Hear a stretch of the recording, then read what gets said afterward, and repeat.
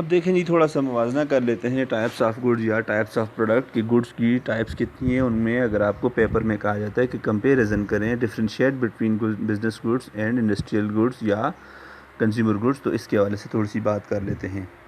कल हमने बात की थी कंज्यूमर गुड्स की। कंज्यूमर गुड्स की आपने बात की थी कि those goods which are directly used for household purpose are by end users. उनकी टाइप्स में आपने बात की थी।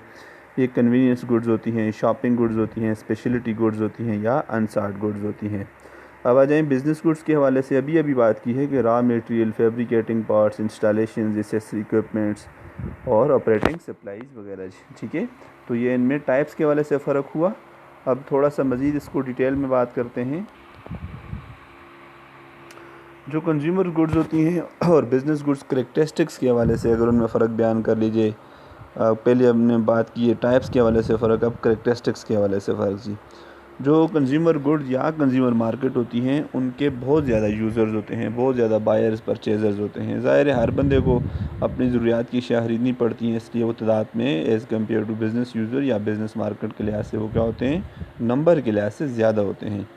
अब बिज़नेसमैन सारे तो नहीं होते, बिज़नेस प्रोडक्ट सारे तो नहीं होते, सारे लोग तो रॉ मटेरियल नहीं ख़रीदते, सारे लोग तो ऑर्गेनाइजेशन ऑपरेट नहीं कर रहे होते। इसलिए बिज़नेसमैन, बिज़नेस प्रोडक्ट या बिज़नेस मार्केट के यूज़र्स की तादाद क्या होती है as compare to consumer market, कम होती है जी।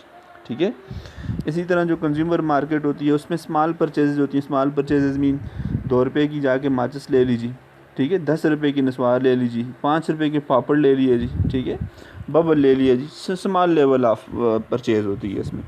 जबकि जो बिज़नेस मार्केट होती है या बिज़नेस यूज़र जो होते हैं वो लाखों में, करोड़ों में उनकी डील बड़े पैमाने पर होती है। ज़ाहिर है वो चूँकि होलसेल से ख़रीद रहे होते हैं या वो कंपनी से चीज़ें उठा रहे होते हैं, तो वहाँ पर रुपयों की बात नहीं होती बल्कि एक बड़ी अमाउंट की बात होती है। तो हम कह सकते हैं कि बिज़नेस गुड्स जो होती हैं वो लार्ज परचेज़ पर होती हैं, या बिज़नेस मार्केट में जो डील होती है वो लार्ज परचेज़ पर होती है। उसके बाद डायरेक्ट डिमांड। डायरेक्ट डिमांड का मतलब ये कंज्यूमर मार्केट में कंज्यूमर जाता है, ख़ुद चीज़ें ख़रीद के ले आता है जी, ठीक है, हाँ भाई मुझे ये चाहिए, मुझे दे दो जी, बात ख़त्म। अब बिज़नेस डिमांड जो होती है या बिज़नेस गुड्स जो होती हैं या बिज़नेस मार्केट जो होती है, वहाँ पर एजेंट बैठे हुए होते हैं, वहाँ पर डिमांड को क्रिएट किया जाता है। एजेंट लोगों को कवर करने की कोशिश करते हैं, यार फ़लाँ सप्लायर है, फ़लाँ कंपनी है, वहाँ से माल उठा के आपको देते हैं। तो इसका मतलब ये है कि वहाँ पर डिमांड को क्या किया जाता है, डिराइव्ड किया जाता है। और फिर नेक्स्ट क्या है जी कंज्यूमर मार्केट में या कंज्यूमर गुड्स के हवाले से, ये जियोग्राफिकल डिस्पर्स्ड होती हैं।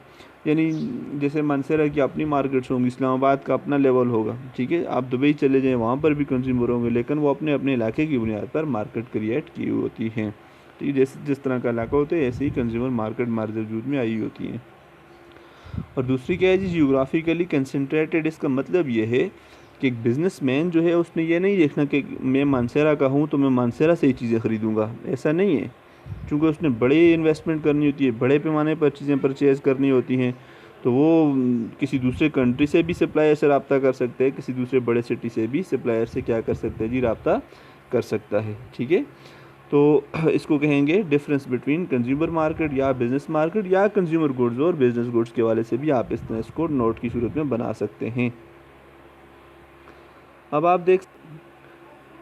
देख सकते हैं जी एग्जांपल में कि आर्बिट्रेरी डिस्टिंक्शन इन दोनों के दरमियान में। एक एग्जांपल की मदद से आपको दोनों टॉपिक समझाने की कोशिश की। एक सोफ़ा सेट पड़ा हुआ है ना, ठीक है, इसी सोफ़ा सेट पर अगर आप बैठकर अपने घर के पर्पज़ के लिए इस्तेमाल कर सकते हैं। जैसे एक मदर ने अपने बच्चे को बिठाया हुआ है, उसकी केयर कर रही है, तो यही सोफ़ा कौन सी गुड में आएगा, कंज्यूमर गुड्स में आ जाता है। लेकिन ऊपर आप देखें एक बंदा है इसी सोफ़ा सेट पर बैठकर अपनी ऑर्गेनाइजेशन को ऑपरेट कर रहा है, दफ्तर में काम सर अंजाम दे रहा है, तो यही सोफ़ा किस एग्जांपल में आएगा, टाइप्स ऑफ बिज़नेस गुड या टाइप्स ऑफ प्रोड्यूसर गुड्स। क्योंकि यही सोफ़ा अब एक ऑर्गेनाइजेशन को ऑपरेट कर रहा है, वहाँ पर प्रॉफिट की बात हो रही है, बंदा इस सोफ़े की मदद से प्रॉफिट कमाने की कोशिश कर रहा है, इसलिए इसको हम कहेंगे कौन सी गुड्स, बिज़नेस गुड्स। ठीक है।